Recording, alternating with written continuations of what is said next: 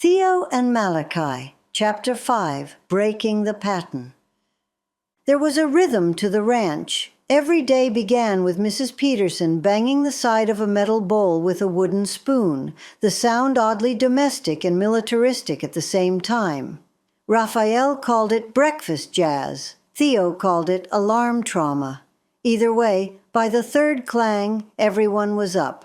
Malachi came down first, hoodie half-zipped, hair flattened on one side, eyes somewhere between awake and furious. Theo followed, his shirt wrinkled as usual, the one with the faded Pixel Jumper logo that looked like a ghost caught in mid-sneeze. Connor sat already at the table, stirring oatmeal with the bored precision of someone sentenced to life in porridge. "Good morning, gentlemen," Mrs. Peterson said, too cheerfully for a day that hadn't decided what it was yet. She set down a bowl in front of each of them like it was an offering and a threat all at once. Theo whispered, "Do you think she sleeps in that apron?" Malachi smirked. "Only when she's dreaming about new rules." They weren't wrong. By lunch, 3 new regulations had appeared on the whiteboard beside the refrigerator.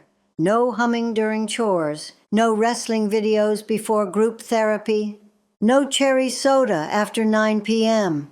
Rule 3 felt personal. The morning chore was sweeping the barn. Theo liked the smell, hay, dust, faint metal. It was predictable. He didn't have to talk much. Malachi handled the heavier work, shoveling, stacking, pretending not to notice Connor's muttered comments from across the stalls. At one point, Connor said, "You missed a spot," in the kind of tone that made spot sound like a slur. Malachi's jaw twitched. Theo saw it happen like a storm cloud forming. He reached for a different broom just to stay between them, but Malachi had already taken one step forward. Then somehow, Mrs. Peterson materialized. She had a way of appearing like she'd stepped out of the air. Her presence was the kind of authority that made even dust behave. "Problem?" she asked. "No, ma'am," Malachi said. His voice was flat but polite, like a letter written under duress. She looked at him for a long second, nodded once, and disappeared again. Connor smiled to himself, the small, mean kind of smile that lives rent-free in a person's face. Lunch was sandwiches and the sound of chewing. Raphael talked about Nicolas Cage's method acting in Con Air, which nobody had asked to hear about, but it filled the space. Theo nodded, grateful for any distraction. Malachi sat beside him, silent, a storm postponed.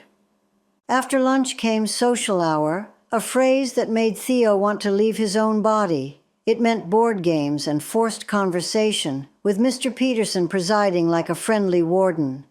Today's assignment was apples to apples. Theo hated that game. The rules were clear, but the logic wasn't. People laughed at the wrong cards. "Delicious," Connor read, smirking. Theo played cough syrup. "What does that even mean?" Theo shrugged. "It's cherry-flavored."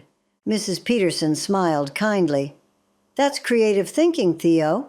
Connor rolled his eyes. "Yeah, real creative." Theo looked down at his hands. Malachi, beside him, placed his card down slowly. When it was his turn, he read the word heroic and played garbage truck driver.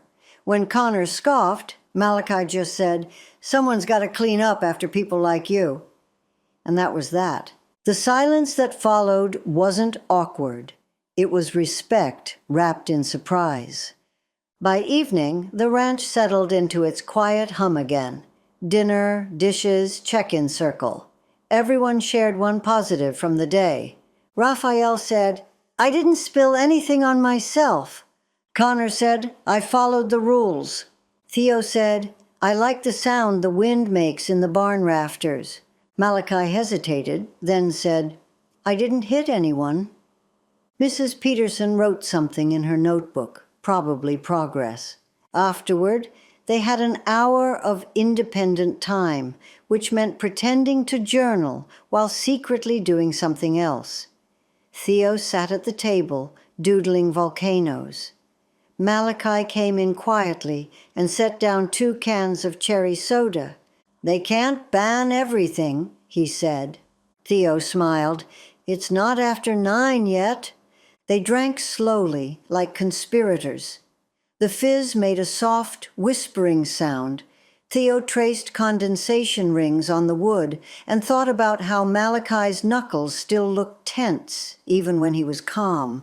When the clock hit 10, they headed upstairs. Connor was already in bed, headphones on, pretending to be too important for sleep.